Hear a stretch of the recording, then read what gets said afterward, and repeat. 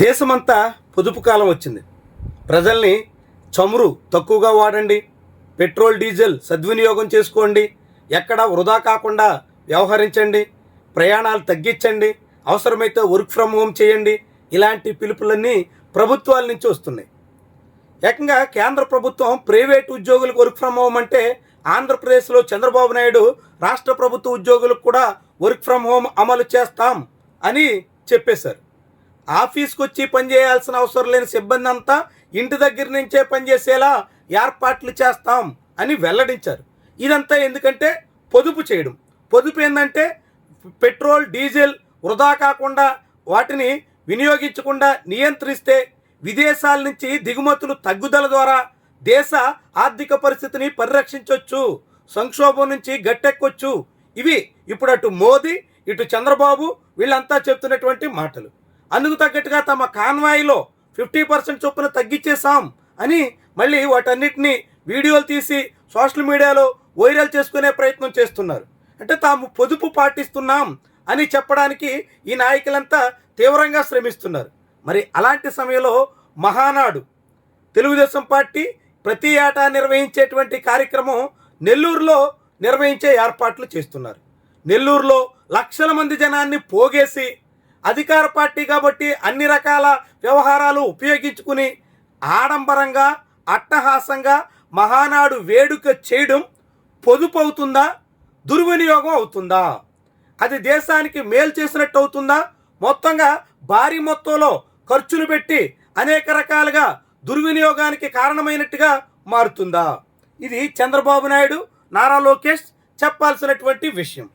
రాష్ట్ర వ్యాప్తంగా మహానాడు పేరుతో అన్ని జిల్లాల నుంచి వేలాది వాహనాల్లో లక్షలాది మందిని నెల్లూరుకి తరలించడం ద్వారా తెలుగుదేశం పార్టీ ఏం సాధించదలుచుకుంది, ఏం సంకేతం ఇవ్వదలుచుకుంది? 6-7 వాహనాలు 10 వాహనాలు తిరిగే కాన్వాయిలే సగానికి తగ్గించేసుకున్నామని ఘనంగా చెప్పుకుంటున్నటువంటి వాళ్ళు వేల వాహనాల్లో జనాల్ని ఎలా తరలిస్తారు? మరి ఇక్కడ కాన్వాయ్లో వెహికల్స్కి పెట్రోల్ డీజిల్ వినియోగం తగ్గించాలని కోరుకుంటున్నటువంటి వాళ్ళు మహానాడు పేరుతో భారీ సంఖ్యలో జనాల్ని తరలించి అక్కడ పెద్ద మొత్తంలో డీజిల్ పెట్రోల్ వినియోగానికి ఎలా పూనుకుంటారు? ప్రభుత్వం సమాధానం చెప్పుకోవాల్సినటువంటి పరిస్థితికి ఈ మహానాడు కారణం కాబోతోంది.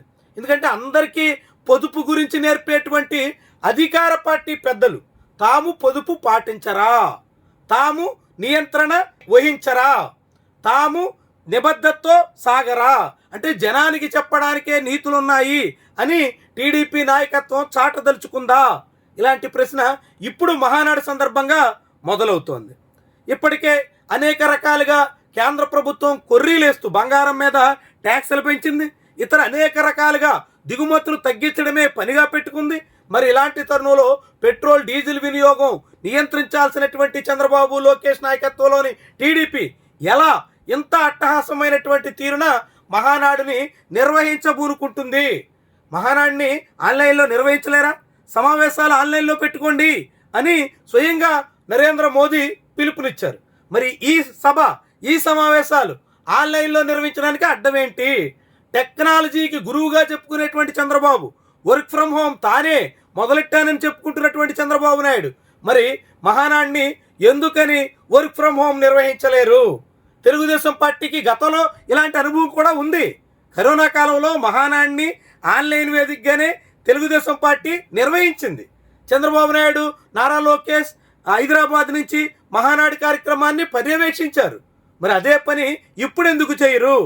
ఇప్పుడు ఎలా చేయకుండా యథేచ్ఛగా అధికార దుర్వినియోగానికి పూనుకోవాలనే దిశలో సాగుతున్నారు? దీన్ని జనం ఎలా చూడాలి?